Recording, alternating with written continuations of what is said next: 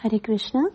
श्रीमद् भागवतम तीसरा स्कंद अध्याय 25 श्लोक संख्या 12 और 13। इस आध्यात्मिक जगत में प्रवेश करने से पहले गुरु और गौरांग से कृपा की याचना करते हुए मंगलाचरण करेंगे, ताकि हम जो अध्ययन कर रहे हैं उसका पूरा लाभ प्राप्त हो सके, जो कि है कृष्ण प्रेम की प्राप्ति। वंशी विभूषित करा नवनीरधाभा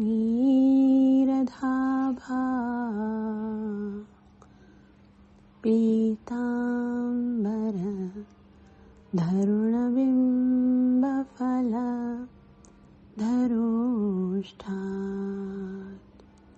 पूर्णेन्दु सुंदर मुखात् अरविंद नेत्रा कृष्णात् परं किमपि तत्त्व अहं न जाने। करारविंदे न पदारविंदं मुखारविंदे विनिवेशयन्तं वटस्य पत्रस्य पुटेशयानं बालं मुकुन्दं मनसा स्मरामि। श्री कृष्ण गोविंद हरे मुरारी, हे नाथ नारायण वासुदेव। जिह्वे पिबस्व मृतुमेतदेव, गोविंद दामो धरमाधवीति। नारायणं नमस्कृत्य नरं चैव नरोत्तमं दैवीं सरस्वतीं व्यासं ततो जयमुदीरयेत्। नष्टप्रायेषु अभद्रेषु नित्यं भागवत सेवया भगवती उत्तमश्लोके भक्तिर्भवति नैष्टिकी। पंचतत्त्वात्मकं कृष्णं भक्तरूपस्वरूपकं भक्तावतार भक्ताख्यं नमामि भक्तशक्तिकम्। जय श्री कृष्ण चैतन्य प्रभु नित्यानंद, श्री अद्वैत गदाधर श्रीवासदि गौर भक्तवृंदा। हरे कृष्ण कृष्ण कृष्ण हरे हरे, हरे राम राम राम हरे हरे। ग्रंथराज श्रीमद् भागवतम महापुराण की जय। तीसरा स्कंद अध्याय 25 श्लोक संख्या 12। इन अत्यंत ही पवित्र शब्दों को मेरे साथ साथ उच्चारण करने का प्रयास कीजिए। ये मैत्रेय मुनि बता रहे हैं, जब देवहूति ने भगवान कपिल को बोला कि मैं तो अब भौतिक भोगों से ऊब चुकी हूँ, क्योंकि इनको जितना भी मैंने भोगा है लेकिन मेरी तृप्ति नहीं हुई है, तो मैं अब इन समस्त भोगों को भोगना नहीं चाहती, बल्कि आध्यात्मिक आनंद प्राप्त करना चाहती हूँ। क्योंकि ये जो भौतिक जगत का जो आनंद है, भौतिक है, वो तो मोह है, अंधकार है, और असल में तस्य तम तमसोदस्य दुष्पारम अस्याध्य पारगम। इसको पार करना बहुत कठिन है, इसलिए मैं आपकी शरण में आई हूँ। मैं आपके ही मैंने आपको बहुत ही जन्मों की तपस्या के बाद सचक्षुर जन्म नामन्ते लब्धम में त्वद अनुग्रहात्, आज मुझे आपका अनुग्रह प्राप्त हो गया है, इसलिए मैं आपको जानती हूँ कि आप कोई साधारण मेरे पुत्र नहीं हो। तो हम आद्यो भगवान पुंसाम ईश्वरो वै भवान किला, आप तो सब कुछ जानते हो और आप तो इस भौतिक जगत के अंधकार को नाश करने के लिए आए हो।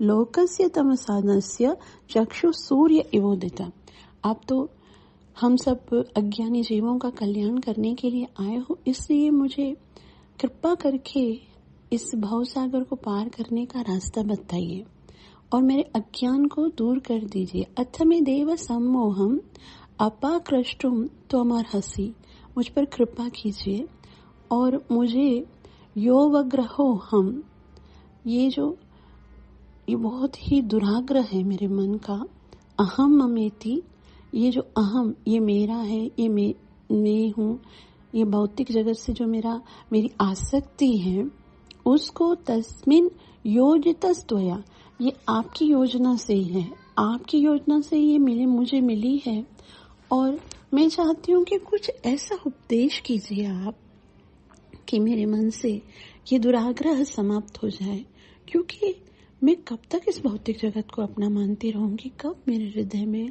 भगवान के प्रति जो आत्मीयता है, जो मेरा वास्तविक स्वरूप है, उसका ज्ञान प्राप्त होगा। मैं उसी की याचना लेकर आपके पास आई हूँ। कृपया मेरे इस मोह के अंधकार को नष्ट करके भगवान के चरणों के प्रति मेरा प्रेम बढ़ा दीजिए। तो इतना जब सुना कि माता आज अपने पुत्र के पास आई है और वो क्या कहती है, त्वं त्वागताहं शरणं शरण्यं सुवृत्य संसार तरो कुठारम, आप ही शरण लेने के योग्य हो, मैं आपकी शरण में आई हूँ और मुझे पूरा विश्वास है कि आप जो आपकी शरण में आता है उसके संसार रूपी जो ये विकार है उसको आप समाप्त करते हो। जिज्ञास्याहं प्रकृते पुरुष नमामि सद्धर्म विधा वरिष्ठम, आप सद्धर्म को प्रदान करने वाले हो, तो मैं आपकी शरण में आई हूँ। जब ऐसा मैत्रेय मुनि ने सुना तो अब मैत्रेय मुनि कहते हैं कि भगवान अपनी माता की प्रार्थना को सुनकर बहुत आनंदित हुए। यूं तो भगवान आनंदित ही रहते हैं, लेकिन जब कोई व्यक्ति अपने आध्यात्मिक जीवन की ओर बढ़ने का प्रयास करता है, चेष्टा करता है, जब भगवान देखते हैं कि मेरा बच्चा अब भौतिक जगत की आकर्षण से दूर होकर मेरे ओर आने का प्रयास कर रहा है, तो भगवान को बहुत अच्छा लगता है। मैत्रेय उवाच इति स्वमातु निरवध्यमीप्सितम् निशम्य पुंसाम् अपवर्गवर्धनम् देयाभिनन्द्यामवतां सतां गतिर् बभाष ईषत् स्मितशोभितानना इति स्वमातु निरवध्यमीप्सितम् निशम्य पुंसाम् अपवर्गवर्धनम् देहाभिनन्द्यात्मवतां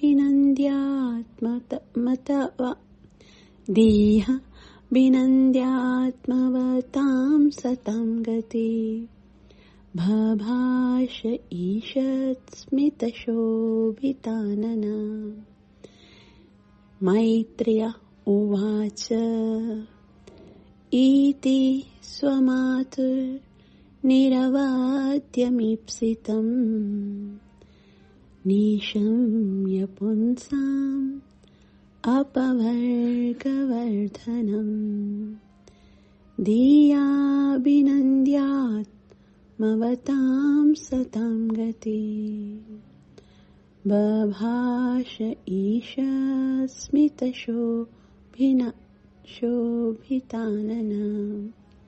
इति स्वमातु, इति मना मैत्रेय मुनि कह रहे हैं, जब कपिल मुनि ने इस प्रकार अपनी माता के शब्द सुने, कैसे थे, निरवध्यम यानी कलमशहीन, ईप्सितम कलमशहीन थे। उसकी माता के जो शब्द थे उनके अंदर बहुत ही विनम्रता थी, है ना।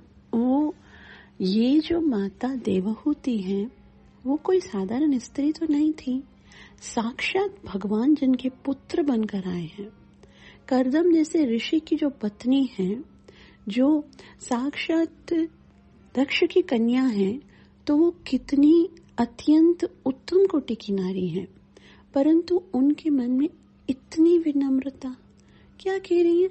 मैं बिल्कुल उब चुकी हूँ, मैं भौतिक आसक्ति में फंसी हुई हूँ, आपकी कृपा से ही मैं निकल सकती हूँ।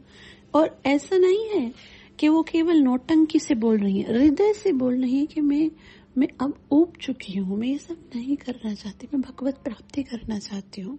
तो जब तक इस तरह का भाव नहीं आता ना जीव के हृदय में, जिससे हम श्रवण करते ना, उसके प्रति हमारा जब तक भाव नहीं होगा ना कि हमें आज हम जो सुन रहे हैं भगवत कथा, जो आप हमें सुना रहे हो, वही भागवत कथा से ही मेरा कल्याण होगा। और मैं बड़ी बड़ी कृतज्ञता से जब तक हम श्रवण नहीं करते हैं, तब तक ना वो उसका रिजल्ट नहीं आता है। क्योंकि भगवान ने जिसको हमारे सामने, जैसे परीक्षित महाराज हैं, सुखदेव गोस्वामी से श्रवण कर रहे हैं, तो अगर सुखदेव गोस्वामी के प्रति उनका विनम्र भाव नहीं होगा, कृतज्ञता नहीं होगी, उनका उपकार फील नहीं करेंगे, तो फिर वो उनके शब्दों को कोई महत्व नहीं देंगे। आज हम जो कुछ भी सुन रहे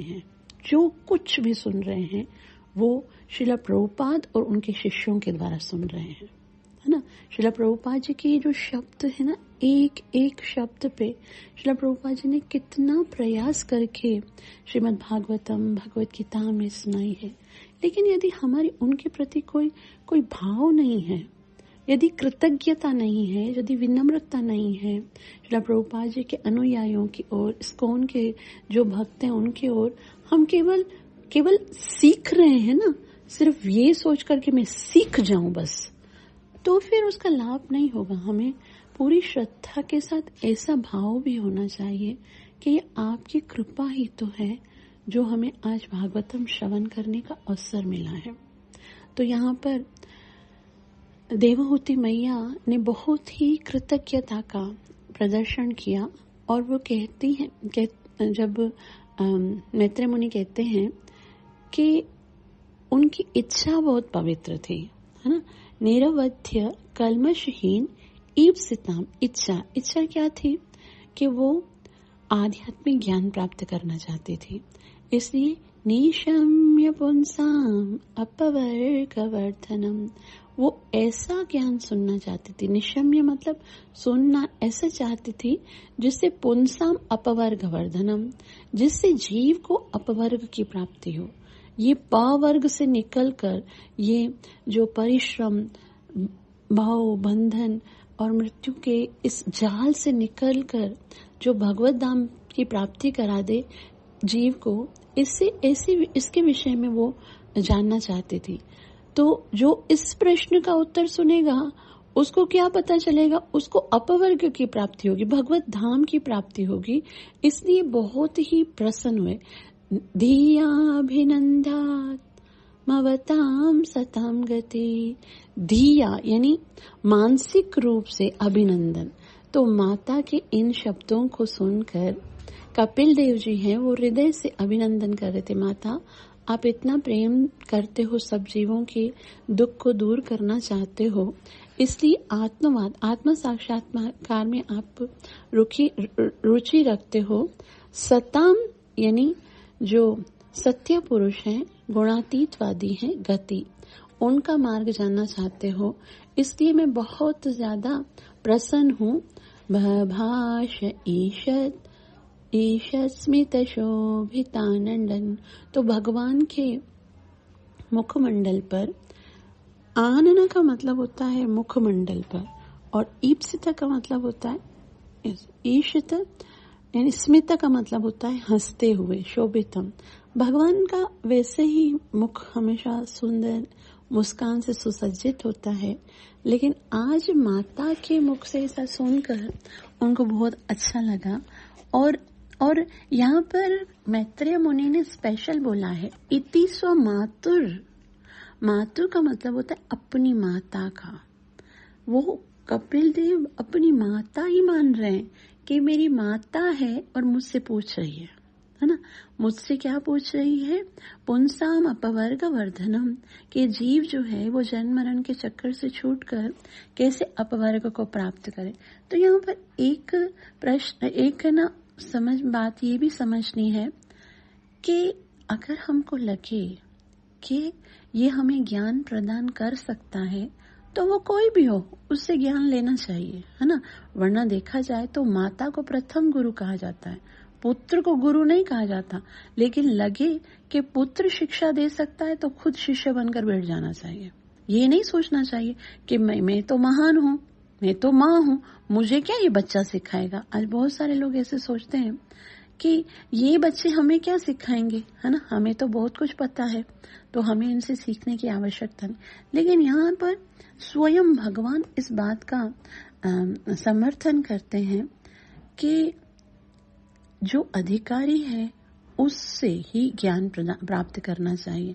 तो इतने बड़े वक्ता हैं यहाँ पर, इतने बड़े वक्ता मतलब स्वयं साक्षात भगवान है। और श्रोता कौन है? श्रोता एक स्त्री है, वो भी उनकी माता। तो यहाँ से ये भी पता चलता है कि ये नहीं जरूरी कि भीड़ इकट्ठी करनी है। अगर एक भी व्यक्ति श्रवण कर रहा है और वो आध्यात्मिक लाभ प्राप्त कर रहा है तो वक्ता का श्रम जो है वो श्रम सक्सेस है। जैसे परीक्षित महाराज को ज्ञान देने के लिए शुकदेव गोस्वामी ने सुनाया था। और उसी तरह से जब जब हम देखते हैं अर्जुन अकेले थे और कृष्ण अर्जुन को सुना रहे थे। लेकिन अक्सर यहाँ पर ये बताया जाता है कि कथा में स्त्रियों को नहीं आना चाहिए, है ना। कथा में स्त्रियों के आने की क्या जरूरत? स्त्रियों को क्या करना चाहिए? घर पे बैठना चाहिए, घर बाहर को संभालना चाहिए, संतान को संभालना चाहिए, पति की बात माननी चाहिए, बस इतना कार्य। लेकिन ये केवल यही करना ही कार्य नहीं है। हमको ये देखना है कि जीव का कल्याण भी तो करना है ना। तो हमारा जो वास्तविक धर्म क्या है? सवै पुंसम परो धर्मो यतुर भक्ति अदोक्षजे अहितुक्या प्रतिहिता ययात्म सुप्रसिद्धति। हमको भगवान की भक्ति अवश्य करनी चाहिए। और भक्ति शुरू होती है नाम जप करने से और श्रवण करने से। बाकी जो हमारे संबंध हैं, है ना, जैसे बोलते हैं भाई पति की सेवा करो, पति की सेवा करो, भगवान को छोड़ दो, तो पति तो बेचारी के चले गए, है ना। और पुत्र को बोल गए कि इनको बता देना आध्यात्म का रास्ता। तो अब वो क्या करें? तो आज भगवान सिखा रहे अपनी माता को कि बेटो मैं आपको सांख्य योग सिखा रहा हूँ। मतलब सांख्य योग इतना ज्यादा दुष्कर टॉपिक है, लेकिन भगवान बता रहे हैं कि नहीं, ऐसा नहीं है कि स्त्री इसको नहीं समझ सकती। कुछ लोग बोलते हैं स्त्री के पास बुद्धि कम होती है इसलिए, लेकिन स्त्री और पुरुष तो केवल ये शरीर है ना। वास्तव में तो हम आत्मा का तो कोई जेंडर नहीं होता है। तो यहाँ पर हम लोगों को जो भी कैरेक्टर मिला है, बस उस कैरेक्टर को निभाना है। Character, world is a stage, we are all characters and Krishna is director. Director को प्रसन्न करना है तो अपने कैरेक्टर को अच्छे से निभाना है, लेकिन मेंटली यही सोचना है कि मुझे डायरेक्टर को प्रसन्न करना है बस। और कहीं पर भी लगे कि ये चीज मेरे डायरेक्टर को पसंद नहीं लगेगी तो उसका त्याग करना चाहिए, क्योंकि उसके अगर ऐसा होगा तो वो आगे चांस नहीं मिलेगा ना। आगे हो सकता है अच्छा हीरो बनने का चांस ना मिले, है ना, क्योंकि हीरो के हमने कार्य नहीं किए। तो हमको देखना चाहिए हर कार्य में सिर्फ और सिर्फ कृष्ण की प्रसन्नता, यही जीवन का लक्ष्य होना चाहिए। तो यहाँ पर हमें बताया जा रहा है कि हमें अपने कर्तव्य करने चाहिए, परंतु ये जरूर सोचना चाहिए कि हमारा रियल संबंध भगवान के साथ है और भगवान के साथ उस संबंध को मैं कैसे निभाऊं, कैसे आध्यात्मिक उन्नति करूं। आगे आध्यात्मिक पथ पर उन्नति करने के लिए व्यक्ति के अंदर जो सबसे बड़ा गुण है वो है विनम्रता, और उसके बाद उसको विनम्रता से किसी शुद्ध वैष्णव से श्रवण करना चाहिए। ये गीता, भागवत, शास्त्र सब दूध की तरह है। जैसे दूध जो है वो जीव को पौष्टिक करता है, लेकिन वही दूध के अंदर यदि जहर मिला दिया जाए तो देखने में वो दूध लगता है, देखने में लगता है कि ये दूध है, लेकिन वो पीकर केवल जीव की मृत्यु ही हो सकती है। इसी तरह से वो वक्ता जो केवल अपने लाभ के लिए या अपनी मान के लिए या धन एकत्रित करने के लिए, अपनी मान पूजा प्रतिष्ठा के लिए जो प्रचार करता, उसके मुख से कभी नहीं सुनना चाहिए। ऐसा शास्त्र कहता है कि सर्पोविष्ट वो ऐसा है जैसे सर्प ने वही दूध के अंदर, गीता और भागवत के अंदर अपना जहर डाल दिया। वो हमें उन्नति नहीं कराएगा, वो हमको भगवत प्राप्ति नहीं कराएगा, क्योंकि सुनाने वाले का जैसा भाव होता है वैसे ही हमको समझ में आता है। इसलिए श्रीला प्रभुपाद जी के शब्दों को श्रीला प्रभुपाद जी के किसी अनुयायी से सुनना चाहिए, तो वही हमको शुद्ध भक्त जो कि अपने गुरु के पदचिन्हों का अनुसरण करते हैं, तो वही हमको अच्छे से सुना सकते हैं, अच्छे से समझा सकते हैं। अनुवाद। मैत्रेय ने कहा, दिव्य साक्षात्कार के लिए अपनी माता की कल्मश रहित इच्छा को सुनकर भगवान ने मन ही मन उनके प्रश्नों के लिए धन्यवाद दिया और इस प्रकार मुस्कान युक्त मुख से उन्होंने आत्म साक्षात्कार में रुचि रखने वाले आध्यात्मवादियों के मार्ग की व्याख्या की। तात्पर्य, श्रीला प्रभुपाद द्वारा श्रीला प्रभुपाद की जय। श्रीला प्रभुपाद जी कहते हैं, देवहूति ने भवबंधन अपने उलझे होने की स्वीकृति तथा उससे छुटकारे की इच्छा से आत्मसमर्पण कर दिया। जो लोग भवबंधन से मोक्ष पाने के इच्छुक हैं और मानव जीवन की पूर्णता की अवस्था प्राप्त करना चाहते हैं, उनके लिए देवहूति द्वारा कपिल से पूछे गए प्रश्न अत्यंत ही रोचक हैं। जब तक कोई अपने आध्यात्मिक जीवन या अपनी स्वाभाविक स्थिति को समझने में रुचि नहीं रखता और जब तक वह इस संसार में असुविधा का अनुभव नहीं करता, तब तक उसका मनुष्य जीवन वृथा जाता है। जो जीवन की इन दिव्य आवश्यकताओं की परवाह नहीं करके पशु की भांति खाने, सोने, डरने तथा संभोग करने में लगा रहता है, वह अपना जीवन गंवा देता है। भगवान कपिल अपनी माता के प्रश्नों से अत्यधिक प्रसन्न थे, क्योंकि उनके उत्तर संसार के बद्ध जीवों से मुक्ति की इच्छा को जागृत कराने वाले हैं। ऐसे प्रश्न अपवर्ग धर्म कहलाते हैं, जिनमें वास्तविक आध्यात्मिक रुचि होती है। वे सत अथवा भक्त कहलाते हैं। सताम प्रसंगात, सताम प्रसंगात, सत का अर्थ है जिसका शाश्वत अस्तित्व हो, और असत का अर्थ है जो शाश्वत नहीं है। जब तक मनुष्य आध्यात्मिक स्थिति यानी पद को प्राप्त नहीं होता, वह सत्य नहीं होता, वह असत होता है।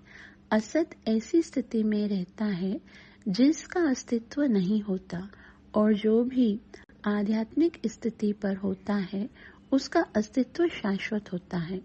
आत्मा में रुचि,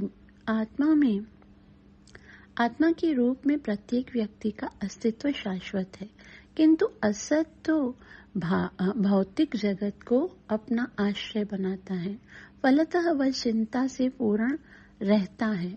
असत ग्रहण का जो भौतिक पदार्थ को भोगने का झूठा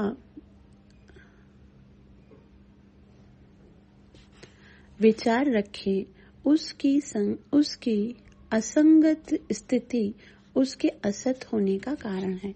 वास्तव में आत्मा असत नहीं है। जो ही मनुष्य उस तथ्य के प्रति सचेत हो जाता है और वह कृष्ण भावना अपना लेता है तो वह सत बन जाता है। सताम गति या नित्य का मार्ग उन व्यक्तियों के लिए अत्यंत रुचिकर है जो मुक्ति चाहते हैं, और भगवान कपिल ने इसी मार्ग के विषय में कहना प्रारंभ किया। श्रील प्रभुपाद की जय। तो श्रील प्रभुपाद जी यहाँ पर बता रहे हैं कि भौतिक जगत सत्य नहीं है, असत है। इसका अस्तित्व तो समाप्त हो जाने वाला है। तो इसके विषय में जब तक हम सुनते हैं तब तक हम आध्यात्मिक रास्ते पर आगे नहीं निकलते। इसलिए क्योंकि हमारा वास्तविक जो स्वरूप है वो सत्य है, आत्मा सत्य है, तो इस असक्त भौतिक इंद्रियों से या इंद्रियों के जो विषय हैं उनसे उसको कभी भी आनंद नहीं मिलेगा। तो क्योंकि उनकी माता ने सत्य के विषय में जानना चाहा था, इसलिए वो बहुत ज्यादा प्रसन्न होकर उनको उत्तर देना शुरू करते हैं। श्री भगवानुवाच योग आध्यात्मिकः पुंसां मतो निःश्रेयसाय अत्यन्तोपरते यत्र दुःखस्य च सुखस्य च। योग आध्यात्मिकः पुंसां मतो निःश्रेयसाय मे अत्यन्तोपरते यत्र दुःखस्य च सुखस्य च। योग आध्यात्मिकः पुंसां मतो निःश्रेयसाय मे अत्यन्तोपरतिर्यत्र दुःखस्य च सुखस्य च। श्री भगवान उवाच। श्री भगवान ने कहा, योग आध्यात्मिकम पुंसा। योग आध्यात्मिकम यानी आध्यात्मिक योग जो है, अब इस भौतिक जगत में जितना भी योग है ना वो भौतिक योग है। जिसके साथ भी संबंध है वो भौतिक शरीर या भौतिक वस्तुओं के साथ है। लेकिन यहाँ पर कपिल मुनि कहते हैं पुंसा मतो निःश्रेयसाय में, कि मैं अपना मत बता रहा हूँ। पुंसा मना जीवों का, मत मना स्वीकार है, निःश्रेयसाय मना चरम लाभ हेतु में, मेरे द्वारा यानी मेरा मत क्या है, मेरे जो अपने अनुसार भगवान आज बता रहे हैं कि मेरे मत के अनुसार यदि जीवों का पुंसा मतो निःश्रेयस, निःश्रेयस मतलब चरम लाभ जिसका अगर जीव का कोई होता है तो वो लाभ केवल किससे होगा, योग आध्यात्मकम, आध्यात्मिक योग के द्वारा ही जीव का वास्तविक कल्याण होगा। इसी से क्या होगा, आत्यंतो परतिर्यत्र, आत्यंतो मतलब पूर्ण, अपरि यानी विरक्ति, यत्र दुःखस्य च सुखस्य च। जब भगवान के साथ संबंध हो जाएगा, आध्यात्मिक योग हो जाएगा, तो फिर जीव पूर्ण तरह से दुख और सुख के बंधन से छूट जाएगा। असल में भक्तों, बहुत सारे लोग ऐसे कहते हैं कि इस संसार में दुख ही दुख है, केवल दुख ही दुख है, कोई सुख है ही नहीं। लेकिन ये कहना पूर्ण सत्य नहीं है कि केवल दुख ही दुख है। ये बात तो सत्य है, भगवान ने कह दिया कि इस संसार में सुख नहीं है, तो साथ साथ में ये बात भी सच है कि इस संसार में कोई दुख भी नहीं है। या संसार की बात छोड़िए, जीव के लिए न दुख है न सुख है। अत्यंतो परितिर्यत्र दुःखस्य च सुखस्य च, ये वो योग है जिसके ऊपर चलने से समस्त जीवों के सारे दुख और सुख का नाश हो जाता है। वो सब प्रकार के दुख और सुख से विमुक्त हो जाता है। क्योंकि ये दुख और सुख किसको मिलते हैं, वो सिर्फ अज्ञान के कारण आत्मा को ऐसा लगता है कि वो शरीर है। हम अज्ञान के कारण अपने वास्तविकता को भूल जाते हैं और संसार के किसी दुख और सुख को हम अपना दुख और सुख फील करते हैं। आत्मा, जैसे हमको ऐसा लगता है ना, ये दुख मुझे है, ये दुख मेरे लिए है, या कभी सुख मिलता है तो, लेकिन आत्मा के को संसार के सुख दुख से कोई भी संबंध है ही नहीं।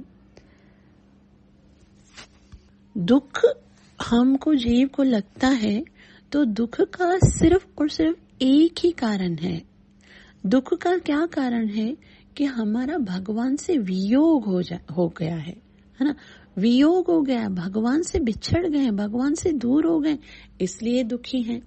तो अगर हमको सुख प्राप्त करना है तो यहाँ कपिल मुनि कह रहे हैं योग आध्यात्मिक, उसी भगवान के साथ जिसके साथ आपका वियोग हो गया है उसके साथ पुनः योग स्थापित कर लो, तो तुम्हारे सारे दुख अत्यंतो पर तिर्यत्र दुखस्य च सुखस्य च, आपके सारे दुख और सुख सब समाप्त हो जाएंगे, केवल आनंद ही आनंद रहेगा। और जब जीव अपने आध्यात्मिक योग को प्राप्त कर लेता है तब उसे हर वस्तु केवल आनंद प्रदान करने वाली होती, क्योंकि उसको लगता है कि हर एक वस्तु में भगवान की ही इच्छा है। तो ना ही उसे कभी सुख महसूस होता है, ना कभी दुख महसूस होता है। अभी तो हमें क्या होता है, वस्तु सेम होती है ना, वस्तु नहीं बदलती, लेकिन जब हमारे शरीर की कंडीशन बदलती है तो वही वस्तु कभी हमें दुख देने लगती है, कभी हमें सुख देने लगती है। जैसे गर्म पानी, हम जब स्नान करते हैं तो सर्दी में, जब तेज सर्दी होती है तो हम गर्म पानी से स्नान करने में बहुत आनंद महसूस करते हैं, हमें क्या लगता है गर्म पानी है, बहुत आनंद से स्नान करते हैं। लेकिन वही अगर गर्मी का मौसम होता है तो वही गर्म पानी जो है वो हमें दुख देता है कि हमको गर्म पानी नहीं चाहिए, हमको ठंडा पानी चाहिए। तो वस्तु वही है, दुख और सुख केवल मन का भाव है। यदि मन संसार में लगा है तो किसी से द्वेष करता है, किसी से राग करता है, लेकिन यदि मन भगवान में लगा है तो ना तो कभी कोई दुख सताता है और ना ही कभी कोई सुख से परेशान, सुख से जो फूल जाता है, ईगो अहंकार आ जाता है, वो भी कभी नहीं होता। तो मतलब ये केवल एक अपने मन की स्थिति है कि इस भौतिक जगत के अंदर हमको सुख और दुख फील होता है, वरना इस संसार के किसी भी फैसिलिटी से जीव आत्मा सुखी हो ही नहीं सकती। इस जीव आत्मा को इन भौतिक जगत की किसी वस्तु से कोई सरोकार ही नहीं है, और ना ही कोई ऐसी कोई वस्तु है जो जीव आत्मा को क्षति पहुंचा सकती है या दुखी कर सकती है। नहीं, ये केवल ऐसा है जैसे शास्त्रों में बताया जाता है कि जैसे जीव को सपने में हम कुछ देखते हैं ना, जैसे कोई अगर सपने में देखे कि मुझे करोड़ों की लॉटरी लग गई है और इतनी सारा मैं कोई बहुत बड़ा राजा बन गया हूँ, मेरे पास इतना बड़ा महल है, इतने सुंदर सुंदर मेरे संबंधी हैं, सब इतना मुझसे प्रेम मुझे मिल रहा है, ये मिल रहा है, तो सपने में उसको कुछ भी मिल जाए, चाहे कितना ही धनी हो जाए, कितनी पूरे चाहे त्रिलोकी का राज्य प्राप्त हो जाए, लेकिन उसको वास्तव में तो कुछ भी फायदा नहीं हुआ ना, उसकी रियलिटी में, रियल लाइफ में तो कोई उन्नति नहीं हुई। उसी तरह से अगर कोई सपने में देखे कि मैं कंगाल हो गया हूँ, मेरा सब कुछ लूट गया है, मेरे घर वाले सारे मर गए हैं, कोई मेरा नहीं है, मैं अकेला हो गया हूँ, तो भी वो तो सपना है ना। सपना का उसकी जिंदगी से तो कोई भी असर, कोई भी सरोकार नहीं है, जिंदगी से तो उसका कोई ताल्लुक ही नहीं है, कोई संबंध ही नहीं है। तो ये जो भौतिक जगत में हमारे पास जो कुछ भी हमें मिलता है, जो कुछ भी हमें मिलता है, चाहे वो संबंध है या धन है या जो कुछ भी है, वो सब सपने की तरह है। और जो दुख भी मिल रहा है वो भी एक सपने की तरह है। हमारी हमारा रियल ज्ञान है वो यहाँ पर देखो, यहाँ पर बताया गया कि योग आध्यात्मिकम पुंसम सतो मतो निश्रेयसा है, कि रियल में तो हमारा जीवन उस समय से आनंदित होना शुरू होगा जब हमारा आध्यात्मिक योग होगा, जब भगवान के साथ हमारा संबंध होगा, जब हमारी भक्ति स्टार्ट होगी। और उस समय क्या होगा, जब एक बार अपनी रियल आत्मा साक्षात्कार को जीव प्राप्त कर लेता है तो अत्यंतों परतिर्यत्र दुखस्य च सुखस्य च, फिर सारे सुख और दुख अत्यंतो वो समाप्त हो जाते हैं, परतर वो खत्म हो जाते हैं। उन जीव जान लेता है कि वो सब पूरी तरह से उन दुखों और सुखों से विरक्त हो जाता है। तो अभी वो अपनी माता को कहते हैं कि मैं उसी आध्यात्मिक योग का आपको प्रवचन करने वाला हूँ। अनुवाद देखिए। भगवान ने उत्तर दिया, जो योग पद्धति भगवान तथा व्यक्तिगत जीव आत्मा को जोड़ती है, यानी आध्यात्मिक योग, जो जीव आत्मा के चरम लाभ के लिए है और जो भौतिक जगत में समस्त दुखों तथा सुखों से विरक्ति उत्पन्न करती है, वह सर्वोच्च योग पद्धति है। श्रीला प्रभुपाद जी बहुत सुंदर रीति से समझाएंगे। तात्पर्य श्रीला प्रभुपाद द्वारा। श्रीला प्रभुपाद की जय। श्रीला प्रभुपाद जी कहते हैं, इस भौतिक जगत में व्यक्ति कुछ न कुछ सुख प्राप्त करने का प्रयास करता है, किंतु जैसे ही हमें थोड़ा सुख लाभ होता है कि भौतिक दुख भी पड़ता है। इस संसार में किसी को एकांतिक सुख प्राप्त नहीं हो सकता है। किसी भी प्रकार का सुख दुख से कलुषित हुई होता है। उदाहरणार्थ, यदि हम दूध पीना चाहें तो हमें गाय पालना होता है और उसे दूध देने लायक बनाए रखना होता है। दूध पीना तो अच्छा है और आनंद भी है, किंतु दूध पीने के लिए मनुष्य को इतनी सारी झंझट उठानी पड़ती है। जैसा कि भगवान ने यहाँ पर कहा है कि योग पद्धति समस्त सुख तथा दुख को समाप्त कर देने के लिए है। अब यहाँ श्रीला प्रभुपाद जी गाय का उदाहरण देते हैं तो हमको क्या लगेगा कि भाई हम तो रोजाना दूध पीते तो हम लोग को गाय नहीं पालनी पड़ती। लेकिन देखो, हमको भी घर में अगर कोई किसी को संतान चाहिए या किसी को इंद्रिय सुख चाहिए तो उसको विवाह करना पड़ता है। विवाह करने के बाद पत्नी को, बच्चों को, सबको पालना पड़ता है, कमाना पड़ता है। जो भी सुख हम समझते हैं कि संसार में हमें चाहिए, वो उसके साथ कोई ना कोई दुख और झंझट जो है लिपटा हुआ होता है। जब तक आत्यांतिक सुख का मतलब होता है ऐसा सुख, श्रीला प्रभुपाद जी ने बोला कि इस भौतिक जगत में किसी को भी एकांतिक सुख प्राप्त नहीं होता है। एकांतिक माना उसके अंदर कोई दुख न हो, कोई कष्ट न हो। तो यहाँ श्रीला प्रभुपाद जी आगे कह रहे हैं कि जैसा कि भगवान ने यहाँ पर कहा है कि योग पद्धति समस्त सुख और दुख को समाप्त करने के लिए है। जैसा कि श्रीमद् भगवत गीता में कृष्ण ने शिक्षा दी है, सर्वोत्तम योग भक्ति योग है। अब यहाँ पर जो योग बताया गया ना, योग आध्यात्मिक पुंसम, तो इसके लिए श्रीला प्रभुपाद जी बोलते हैं कि ये भक्ति योग है। गीता में यह भी कहा गया है कि मनुष्य को